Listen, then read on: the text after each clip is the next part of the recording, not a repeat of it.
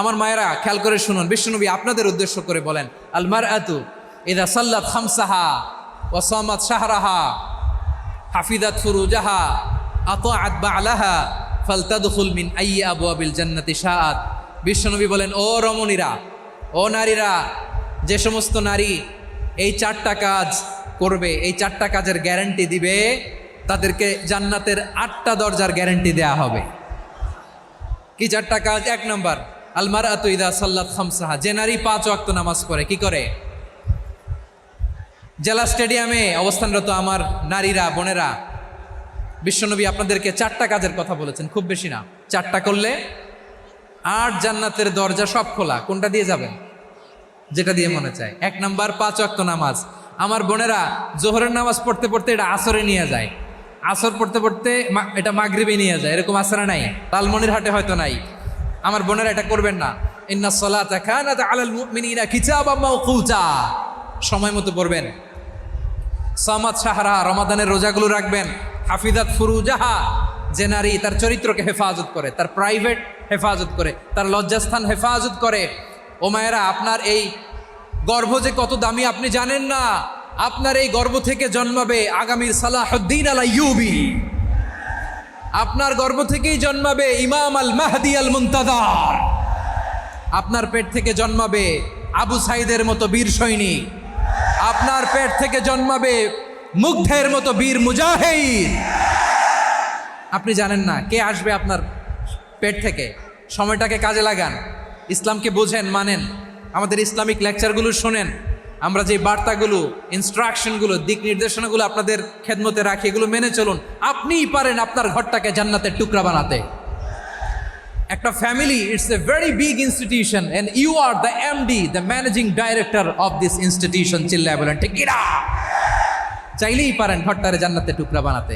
5 ওয়াক্ত সালাত, রমাদানের রোজা, নিজের চরিত্রের হেফাজত, ও আতাআত বা'লাহা, স্বামীর আনুগত্য। এটাতে অনেকে ভুল করে থাকে। হায় রে আমার বোনেরা, স্বামীর আনুগত্যকে এটা নিজের অপমান মনে করবেন না। আপনার স্বামী আপনার সবচেয়ে বড় গার্ডিয়ান, তিনি আপনার সবচেয়ে ভালো চায়। নারী কখনো গার্ডিয়ানশিপের বাইরে থাকতে পারে না। হয় আপনি বাবার গার্ডিয়ানশিপের ভেতরে, বাপ না থাকলে ভাই আপনার গার্ডিয়ান, ভাই না থাকলে চাচা গার্ডিয়ান, বিয়ের পরে আপনার স্বামী আপনার গার্ডিয়ান। শরিয়া সম্মত স্বামীর আদেশগুলো আপনি মেনে চলবেন, কিন্তু শরিয়া বিরুদ্ধ কোনো আদেশ মানতে আপনি বাধ্য নয়। আওয়াজ করে বলুন সবাই ঠিক কিনা? এই 4টা কাজ যদি কোনো নারী করে, বিশ্বনবী বলেন জান্নাতের 8টা দরজা খোলা। তোমার যেটা দিয়ে মনে চায় সেটা দিয়ে জান্নাতে তুমি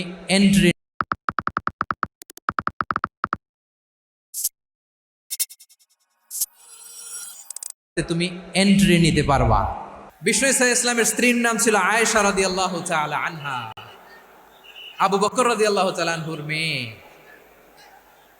আবু বকর রাদিয়াল্লাহু তাআলা আনহুর আরেক মেয়ের নাম হচ্ছে আসমা। কি নাম? দুজনই আবু বকর রাদিয়াল্লাহু তাআলা আনহুর মেয়ে, আসমা আর আয়েশা। নাম দুইটা কেমন লাগে? আসমা নামটা কেমন লাগে? আয়েশা নামটা কেমন লাগে? সবার ভালো লাগে নাই? নাম দুটো আপনাদের ভালো লাগে? লালমনিরহাটে অনাগত যদি কন্যা সন্তান হয়, যদি মনে চায় আসমা রেখে দিতে পারবেন, যদি মনে চায় আয়েশা রেখে দিয়েন। দেশে বিদেশে, এয়ারপোর্টে, রাস্তা ঘাটে শুধু বলে হুজুর একটা নাম দেন, আমার ছেলের একটা নাম দেন, মেয়ের একটা নাম দেন। তো আমার মনে আছে যশোরের আবদিনের মাহফিলে আমি 1-2টা নাম দিয়েছিলাম।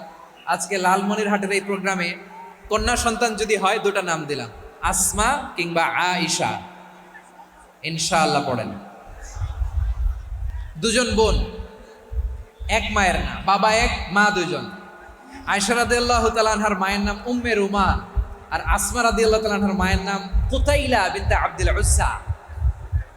আবু বকর রাদিয়াল্লাহু তাআলা আনহু 4টা বিয়ে করেছিলেন।